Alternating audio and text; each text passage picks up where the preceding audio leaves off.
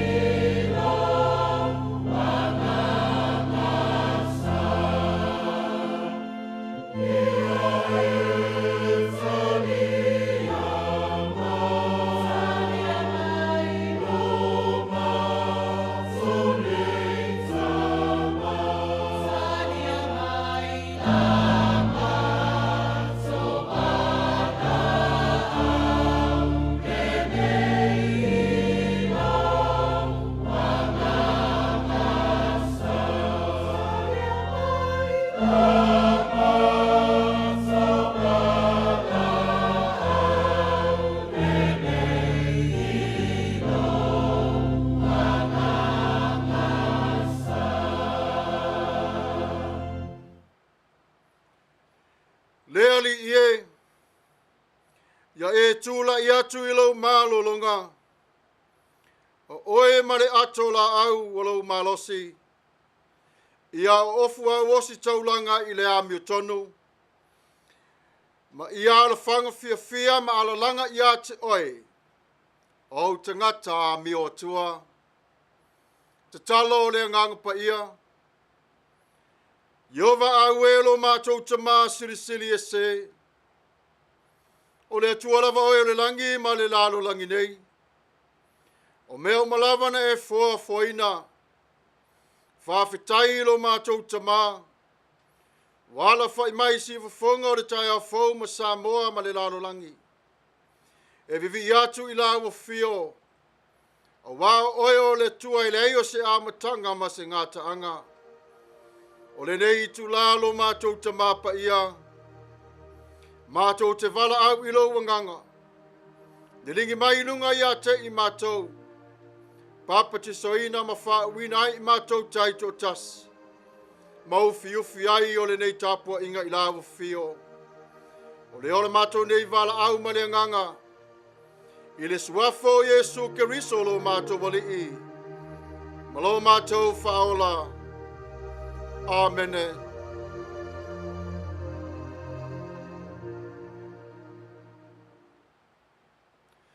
Tatou vivi atu i le atua i le pese ua Sauniga.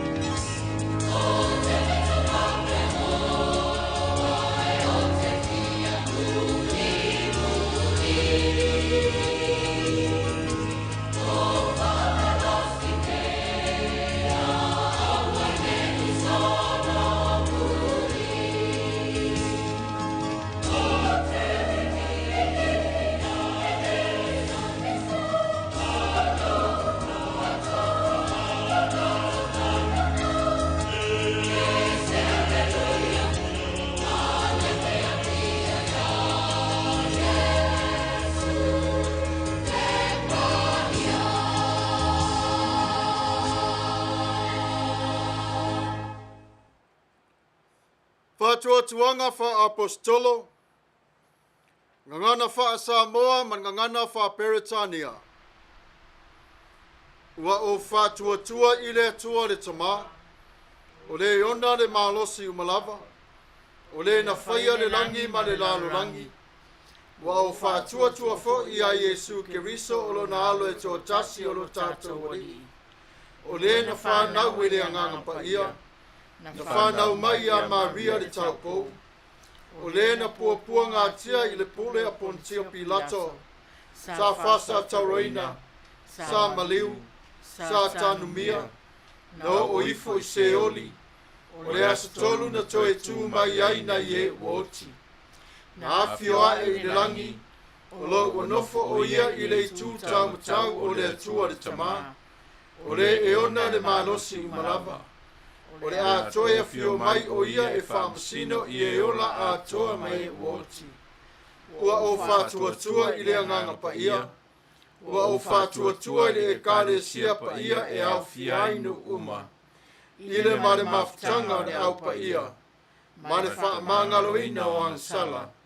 Mare toe o le mai o le tino o le tangata. I le mare ola e whamavau. Amene. United Church of Christ, statement of faith in the form of a doxology. We believe in you, O God, eternal Spirit, God of our Savior Jesus Christ and our God. And to your deeds we testify. You call the worlds into being, create persons in your own image, and set before each one the ways of life and death. You seek in holy love to save all people from aimlessness and sin. You judge people and nations by your righteous will declare through prophets and apostles.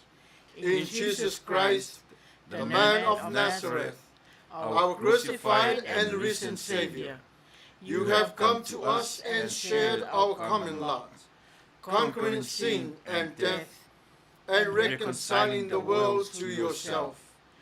You bestow upon us your Holy Spirit, creating and renewing the Church of Jesus Christ, binding in covenant faithful people of all ages, tongues, and races. You call us into your church to accept the cost and joy of discipleship, to be your servants in the service of others, to proclaim the gospel to all the world and resist the powers of evil, to share in Christ's baptism and eat at his table, to join him in his passion and victory. You promise to all who trust you forgiveness of sins and fullness of grace, courage in the struggles for justice and peace, your presence in trial and rejoicing, and eternal life in your will, which has no end. Blessing and honor, glory and power be unto you. Amen. Tatou te talo, e MANATU-AUTU lava o e le tua, na e foa le langi ma le lalo langi, ma e vai lua le vai ma le vani monimo, ma e wha Manuia ma le ola o le tangata. Whawhetau tele lava i lo walofa ma lo wanga le lei.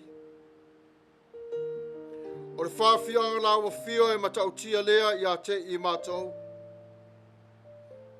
O le malu mau walunga lo mātou ta māpaia. Mātou te mauwhai i lo walofa ma lo wanga le lei. Wa mātou sele fua o ngā ruenga. Wa Faia i lea mataulanga o i mātou i la wa fio. Wa e Faia le Sami. Wa whangota le tangata. Ma wa i ai o lon whaiva. A e tau taifo i o le vasa i le tala le lei. E whao ngā lea le tualo mātou tama i tāwheanga o le tala le lei. I lea noo ma lea noo ai maise Samoa. Le whaiva wha le nganga. Le sao lea o lo ainga Tapua'i le ni aso sifafonga o le taia fo ila fio. Ma le manatu ma le lengona whapeifo. Ana le se nofo ila fio. Mātou te le au lia mai o le ni aso. Ai o le aso e Faia. Mātou te fia ma oli atua ila fio. Ona ua whaatasi mai oe le tua ia te mātou. O i mātou ma oe lo mātou tamae. Le tuae lo mātou tamapa ia. Whaafitai le sio manga la fio matango fio le Sami. Whaamalu ai o le mātou no nofo le o ngā tonu lalo ifo le nei la. E moni, ua sau le moana, o tofu le vasa. Ma lama ile li titai i mātou i le fili e tau fe ai le li ie. Ai le ai mātou te tali tonu. O lo whaatasi pe lava oe lo mātou tamā. Ua ta tala le pa ia o le langi. Ai usi le tau tai o le tangata sa whangota i le Sami. E mamoli atu o le whaafitai le au i a te oe. A wale maua mai lono whaiva. Le atu ai lo mātou tamapa ia. E moni lava mātou te ngalua i le ngā te whale. Ai tasi lava le tō whā ma le whautanga lau whanau. Wana o oe lava le atua e tō tasi. E le ai se tasi whātusali eina. Le le ie lo mātou tamapa ia. O fuafuanga na pule mai la fio. E te patau la i ngā ruenga na e Faia i lo mana. E vai lava le manatu o le tangata. Ai whaamua lava le vaai i la fio. Ona o le tamau ainga wa e whawina le tua. Le Sami wa sa oai lo matu ni yola. Whawhitai lo matu tama. Lele wa ai le li iei o le whaiva. Matali sua le tua lo matu tama o whaadu manga mai a te oe. Pati patia la wa fio. Ona o mea sili wa e Faia mo i mātou. Le tuai lo mātou tama. Wa nofo i le malo longa whapaolonga o whale o tangata. Ai o le whaamanu mai o le whapaolonga o Yesu Keriso. I au fitia i pea i lātou taito tasi. Po le lau tele lo walofa mara wanga le lei. Mātou te whātou ese i la wa fio. Neli ie. Mātou te i whātu ma le loto maulalo. Wanga sala i mātou taito tasi. Ua se i fuafuanga whaiva e au noa ma oe. Whaiva o le mautonu. Whaiva o le manatu wha asau sili. Whaiva o le ina. A o nei me uma. E lanu ese ai o le tangata e pule i le ola i le te tawai. Le li ielo mātou tamapa ia. Le nei mātou te sāwari wali atuai i la fio. A whaiwa a fiai o le loto taito tasi o lau whanau. Polonga ai le mautinoa. Wha maa ngalo la fio. Wha uru whale le file mo o le wha maa ngalonga. Ave ese o le manatu ti ngā. Ai wha ea ina i le manatu o le fia mai a te oe. Leli ie wha mole. Ie wha maa ngalo mai i le ano ai o le lalo langi nei. Wa te tupu pea o mea leanga umalava i le tele o taimi. Taimi wa vai o le tangata. Alofangia wha mole. A whai o whata malalo mātou wa ai i ate o ilo mālosi mātou te manu malo ai. Neli ie wha mole. Tafi ese o mātou mala. Whai a ina i mātou ilo walofa marawanga le lei. Ioe tupu mai o le whatou singa le laro langi nei. Ai mātou te manatua pēr lava fio. Ia mātou ona tau watu i ate oe ele lei lava oe. Lo mātou atua e whaavavau lava. Po whea lava le atua le nei whai ngā malanga. Po le a lava le taimi e pā o papa le ie. Le lava le tauta mani i se leo se upo lau whanau lau whafonganga. Wha malu ave vai fale le toto Yesu Keriso. Le tuai lo mātou tama oi o le tua siri se. O nei me mātou te vala au atu iai, le nei aso mātai au. I o mātou se ma faa le tonu. Faa mole faa mangalo mai I a te I mātou. O mātou mana onga le li ie. O oi lava o le tua o le langi. O le aso o mātou fili ai. Mātou te le popole I se mea tasi. A wawa mātou I loa. O oe o le atua e to tasi lava ia. O le atua o le file mu. Mātou te talo ma le ole atu I lawa fio. Whātasi mai lo nganga whaafutai a te I mātou. Ina ia mātou na whaafutai ma wha Manuia. Ia mātou na tala I atu lo whingalo. I lea nganga mau lalo lo mātou ta māpa I ai. Mātou te wala au I lawa fio le li ie. Alofongia mai le taimi o vai ia te I mātou. Awina mai pe lava le alofa tu noa o lawa fio. E whai ma wha malu ia te I mātou I le vevela o le la. A o mātou saba vali le nei lalo langi. Mātou te talo mo sa moa si o mātou watu nu pele. Alofa ngia ro lato wala tamu whai. Upu whai o le malo. A wane teu wino nuu ma lalo whanga. Ai maise lau e ka le sia. Ma tupu langa o sa moa lo Tapua'i. Le ngata I lea I lato maua le vai fafo. Le vao le alofa ma le anga le leo le tasi. Le atua lo mātou tamapa ia mai le ao le malo ma le masiofo. Whapena la wa fio lo mātou tama. Le a fionga le tamai tai pāle mia. Sui pāle mia ma le masiofo. Ia iai lo walofa ma lo wanga le lei. Le pāle mene Samoa. Kapeneta. Ofisa. No fuanga fai pule le li ie. Ia iai lo walofa ma lo wanga le lei a te la tau. Le fonga fetalai o le mota lo mātou tama. Fa pale ine la wo fio I le pale o le file mu. Ia maua le vi inga o la wo fio. I le aso ma le aso. Le atua lo mātou tama pa ia. Tutuila ma manua le la ua whainga malo. Ia tu mau pelo walofa ma lo wanga le le ilunga ia te I la tau. Le kovana ma le masiofo. Sui kovana ma le masiofo. Le pa ia ma le mamaru le laula wa fono. Fono faitu la fono. Ia iai o lo walofa ma lo wanga le lei. Fa Manuia sen toa le li ie lo mātou tama. Mai so se tete o le nei atunu o lo ngā lulue. A wā ia Manuia le tamau a inga I so se tumalo. I lo walofa ma lo wanga le lei. E peone sila fia lo mātou tama pa ia. Le tau mo whainga uti e le siwa whonga o le tai au fo.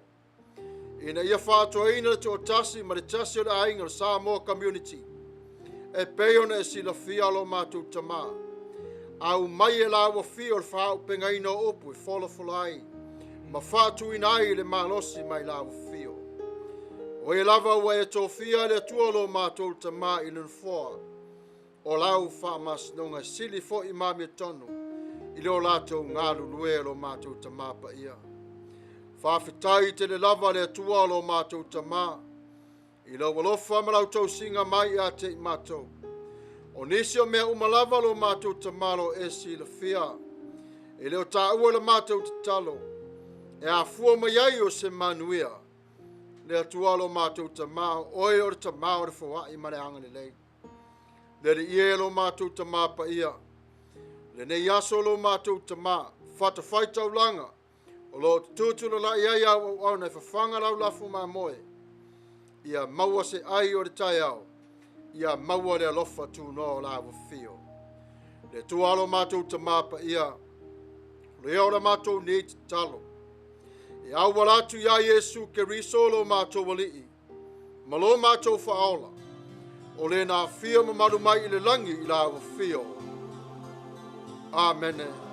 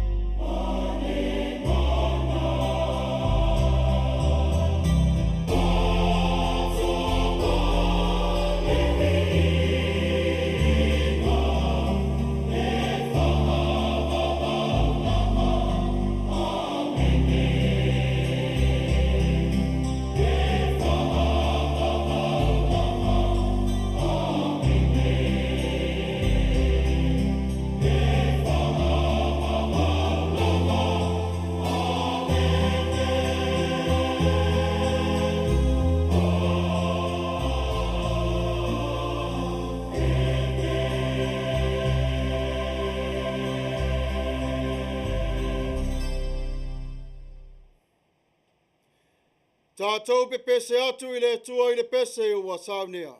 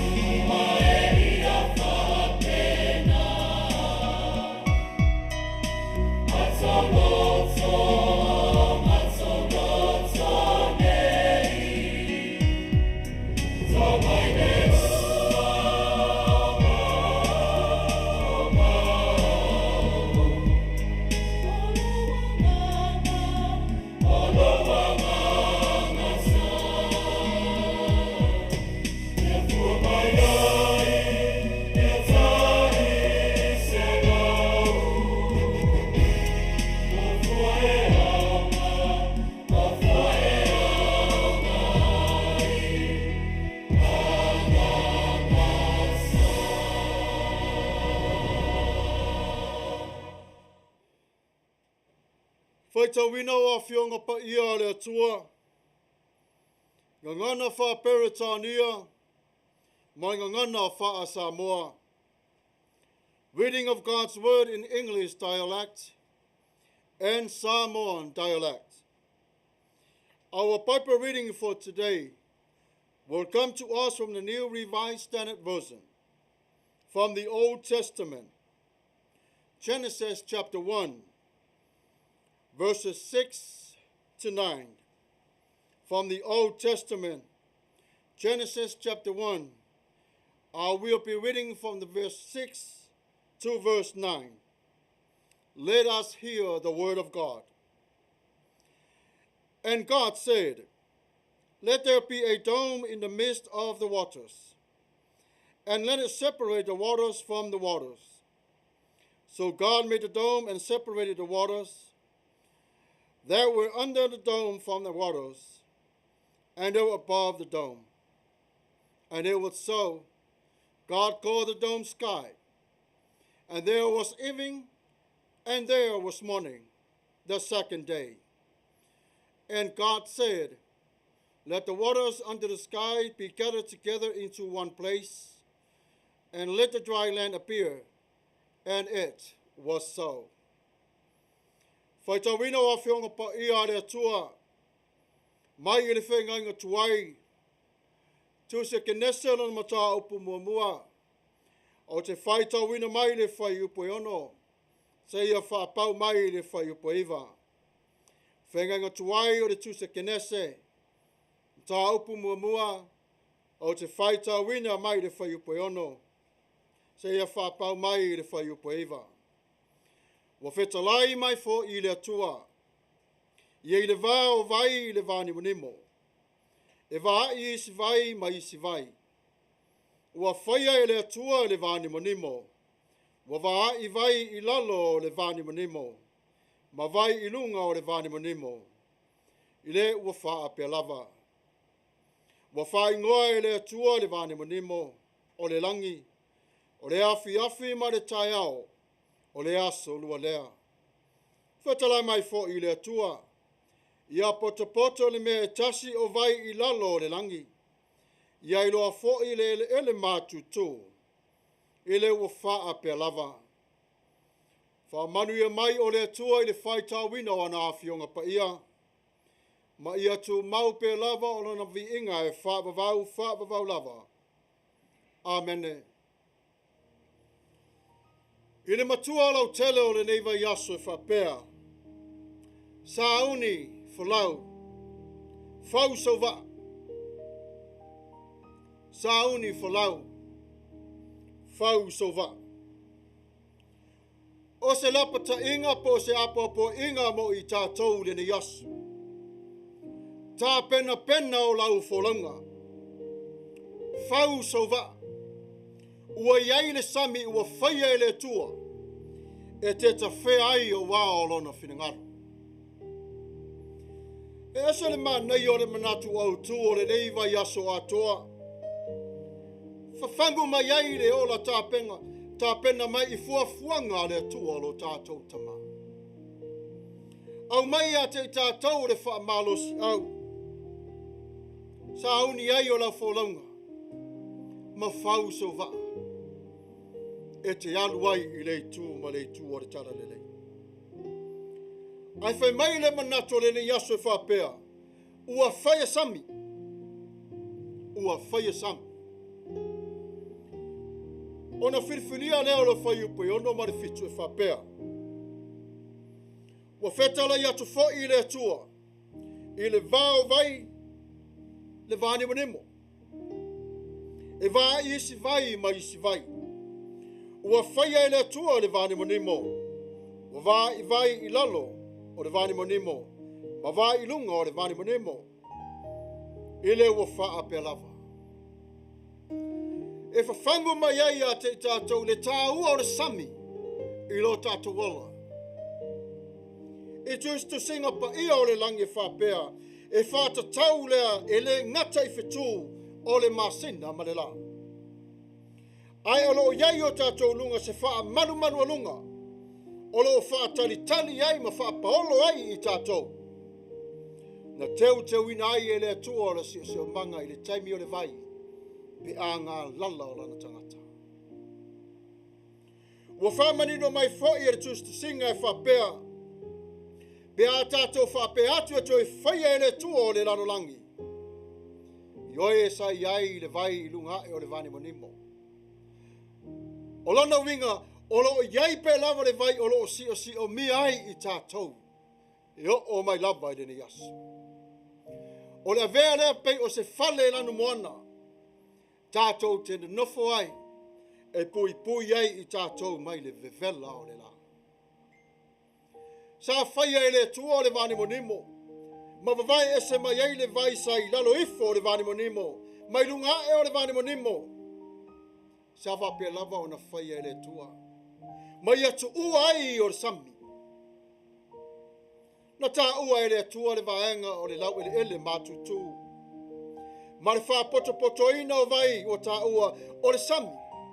Ma le ua mai le langa. O le au ngā o le Sami lo tātou se manga. O le mea alofa le na tu ina mai e le tua I le tangata se fua. O le mea alofa sili lea na fola ina I le tua. Ina ia ai malau le lea I le tangata. Mai I le Sami o le vaenga o fuanga le tua. Ai a tātou vava ai le mamao le Sami ma le lang. E peise a I o lo pipi lava vaenga ne yelua. A whamai niso le mawhauwhanga te tonu, e whape nā le mamao le tātou wa ai le anganga Paia. A wa ai le mamao e pipi I whatasi I le whaatutua. Ai ore ngā ruenga ua whaia ele tua, e whaai loa mai ai o lona mana. Ele o le mana e mita mita ele tua po sona vi inga. Ai o lona mana lofa ia te oe le tangata. Ina ia iai o se lau ele matu-autu, e te ola ai, ma e soifu ai. Iai o ni mea ai e te ai ai. MANATU-AUTU Tatou. E iei teimi e maalosi foi pe au o le Sami o le nei ola. E vai ai foi o le tangata i le telo teimi. Ai o le vai mamao fo le nā o le TUSI Kenese le nei aso. Fe mai o se lalo langi fo i malona sotanga. Ua na o le angangapa i alava o le atua i ai. Mai o fetalai mai le atua i le vane unimo te tono le vai. Matu ese i nai. E whape nā le tu ese i nai le atua. O lona to sa malona alofa i ate oi. Ai o le Sami e tāua. Atua toa manatu sa moa i tau sanga ua mawai. Le Sami lava le tasi Matafeo Tuavao le tala le lei i a Samoa. Le Sami leo mo whao ngā le tua mo whemalanga inga i lunga le Sami au na tangata. O le Sami au la vale maita. O nisi o teimi. Manu malo le Sami o mea o le laro langi nei. Manu malo le Sami i le ola o le tangata. Ai fe mai o lo Sauniga pe lava i le tua ona o lana finangalo. E asa le vao o le fita. Asa le Sami matimunga ma laulo wa. Ai whaatasi mai pe lava le tua ia te i Tatou. O le vaenga lea o lo Tatou o langa Tatou te vaai iai le manatu o le ni asu. Fa mai lo le fisili. Wa fau e asova. Fau e asova. Ai o le Sami o le mea alofa sili lea na tu ina mai e le tua ia te ai. E teu ai o lo Tatou o le Tapua'i i le tua. E wha manatu mai ai le pipii mai o le tua. I le lalo langi nei. O le Sami fo. O le nofuanga lea le fili i aso o tuana. Sa nofu ai le tā rako whi ai. Leita.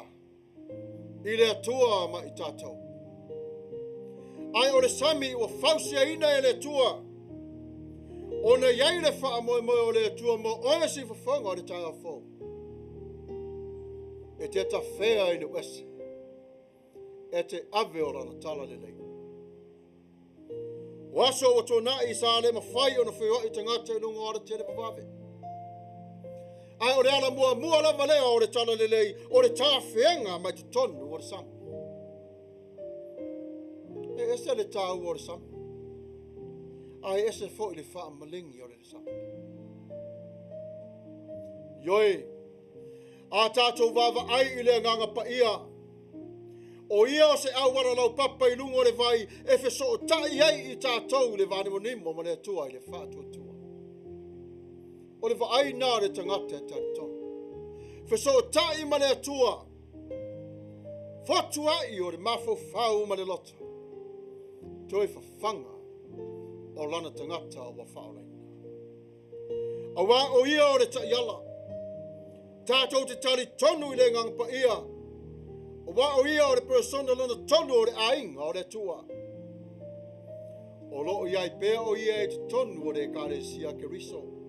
Fesoso ani ina ia whaai loa i le larolangi ma le kālesia. O ang sala le larolangi nei. Fo i atu i le tua e mawai o le whaamangano. Le mana matautia o le tua wa whaalia mai i le nganga Paia. E peo na tu ese nai o le tangata. Mai i ang sala. Ave ese mai ai le o ona o le sua Sami. Ai tu ina mai i le malu ma le Manuia ma le mangalo. O le ua e tō mai le langi i le tua. E au ngā fo i le Sami. O lo iai le masima. Se tau pui mai ai o le vai e tafe mai maunga ma le palapala ma wha mai. O na ave lea e le la o na tuu le lungo o le vane monimo. Le taimi wa sila fia e le tua. ona tō mai lea o le tau. E whaasoa soa mai e le tua. I le aso ma le aso. A tatou whaalongo na i tala pito, sili i tala pito Samoa.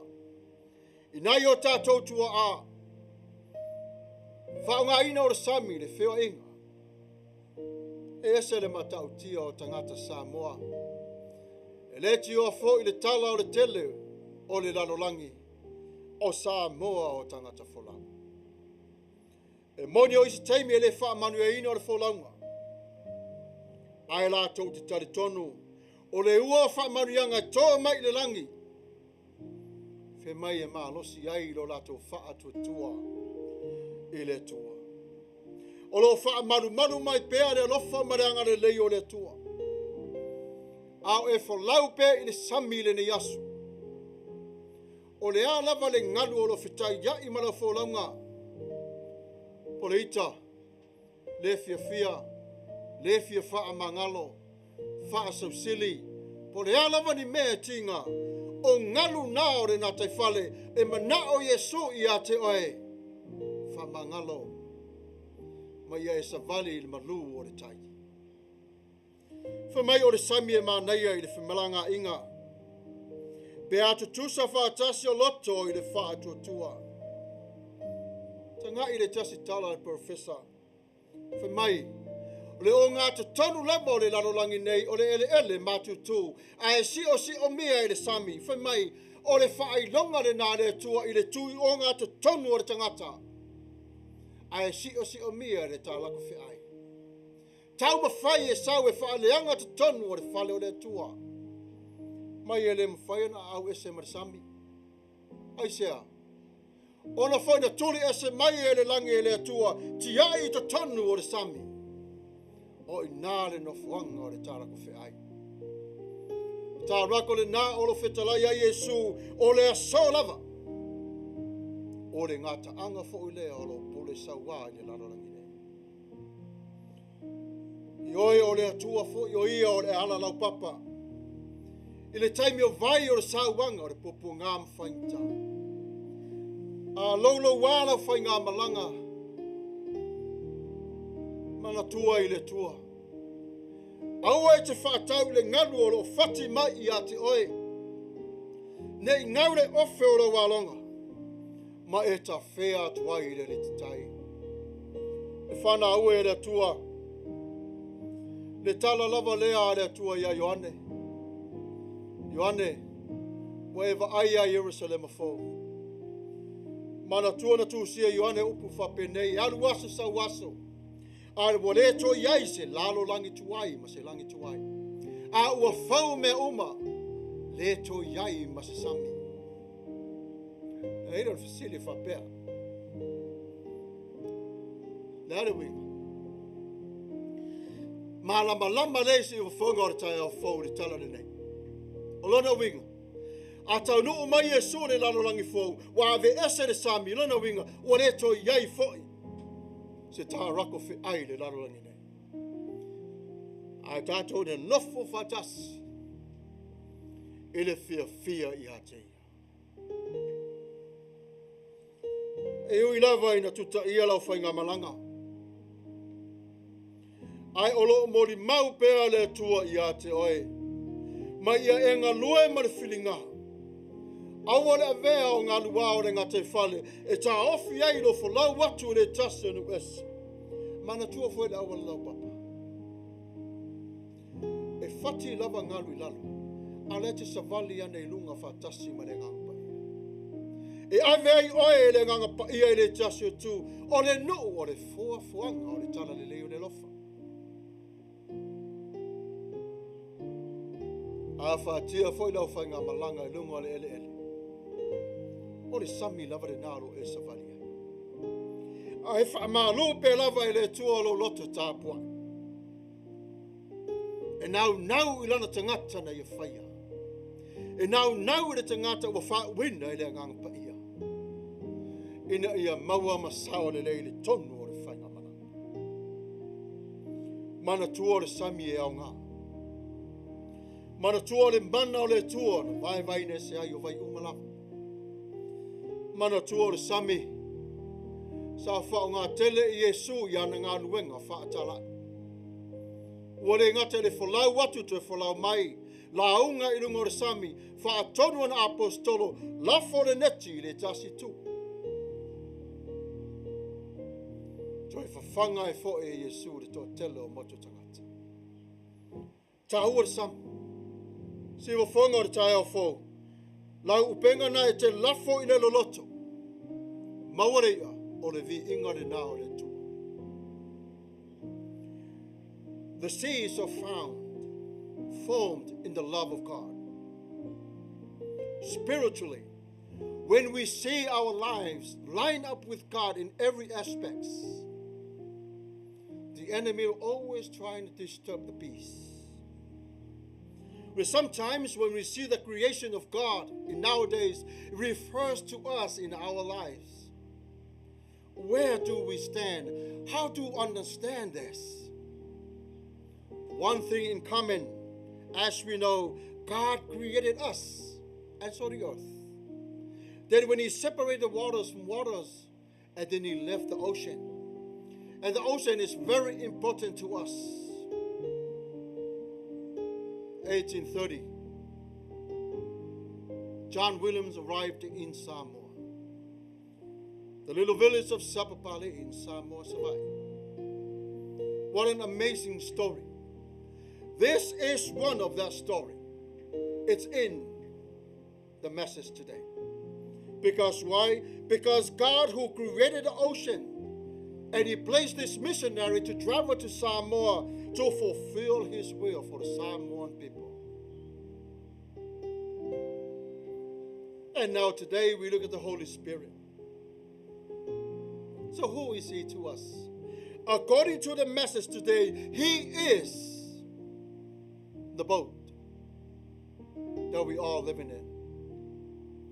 Jesus is the captain, who is the one that will understand every weather is not going to be so smooth in our sailing.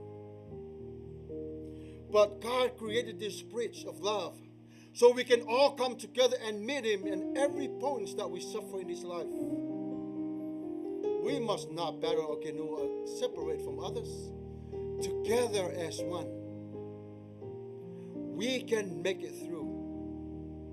The seas is a part of our lives. We are not sailors, but we are the fishermen of God. But we walk in a coast to coast to preach the word to word. Of course, waver nothing, too hard, strong, better than you and me, myself included. But we want one thing that we have in common. Jesus Christ understands it all. He sees what is coming before we even bow.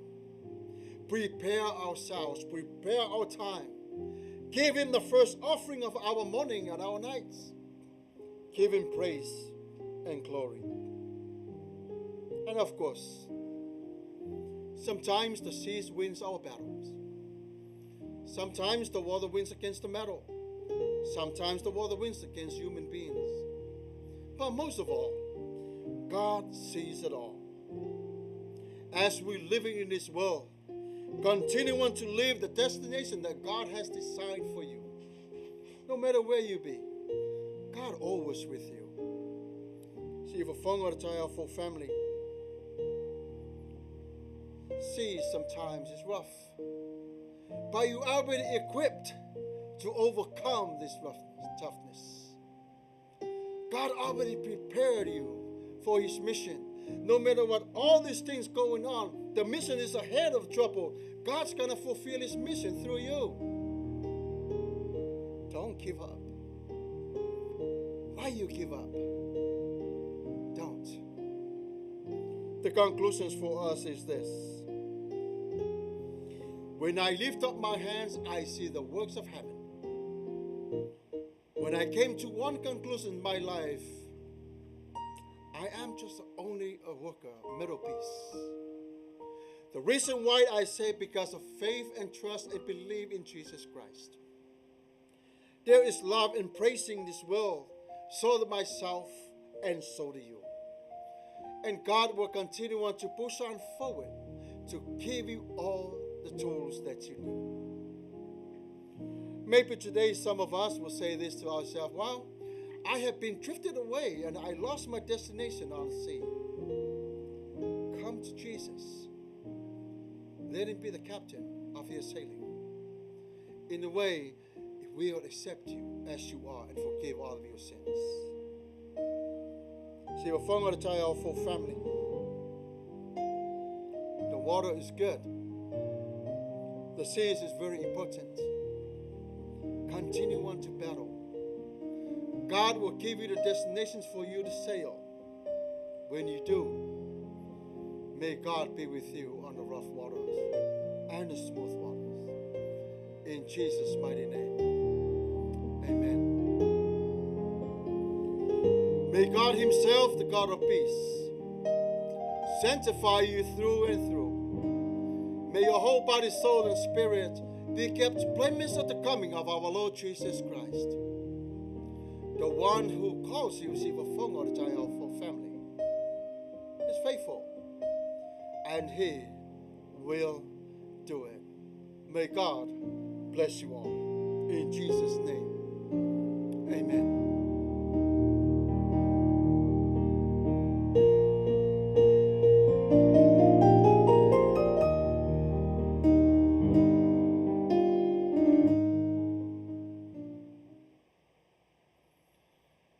Tatou vivi atu I le atua I le pese o Sauniga.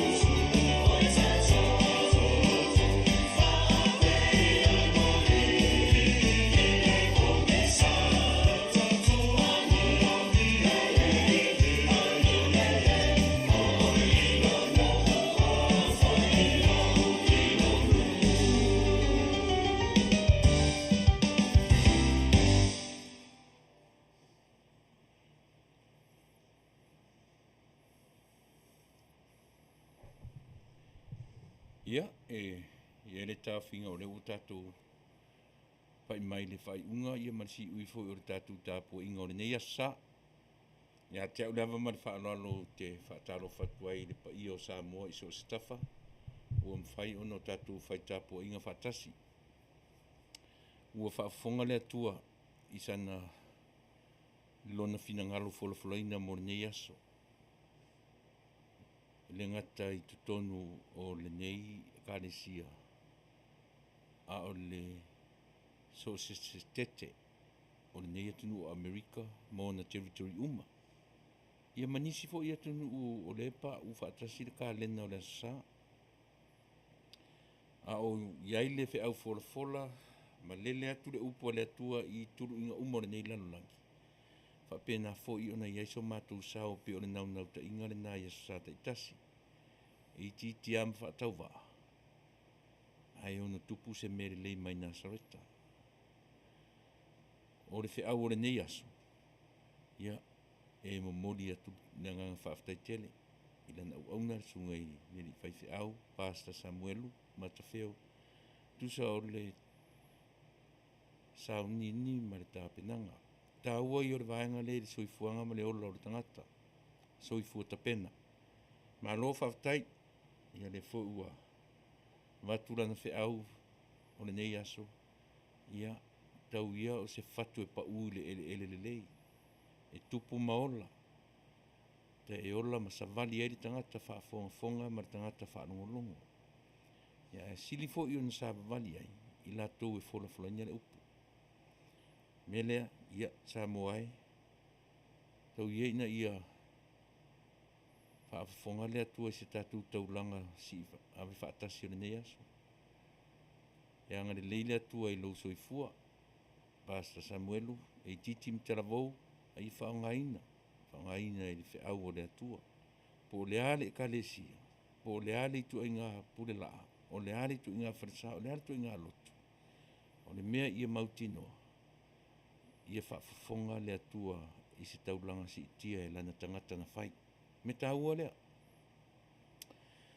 Ai mone nila vaso ma le whiau. Ia, lea ua tātou mori mawina le nātura o le ngā luenga fua o le Sami.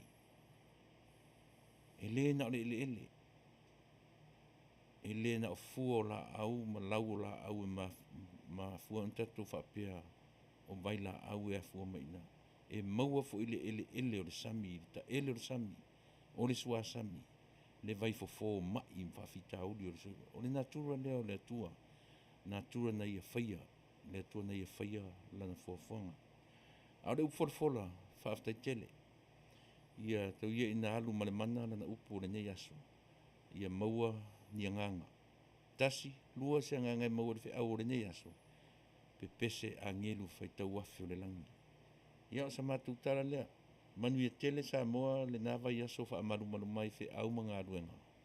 Tatou tu e whiro i fo i tae au i ona whi au masani. Nia se ia pa ia fo i le neiva ia so atoa. Nia ma tatou a watu i ailu soifua ma so mātou ola ile nā aso sa.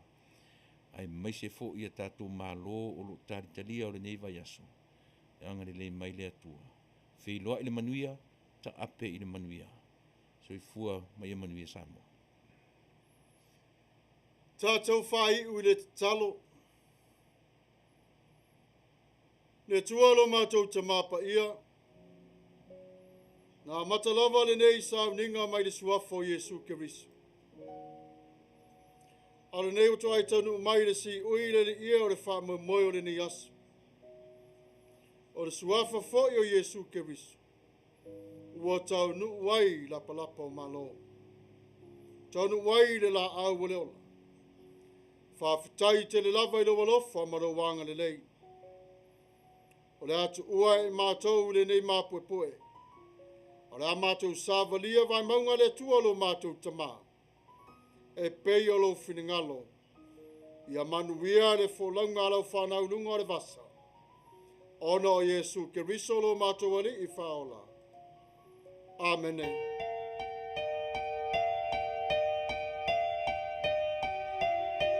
See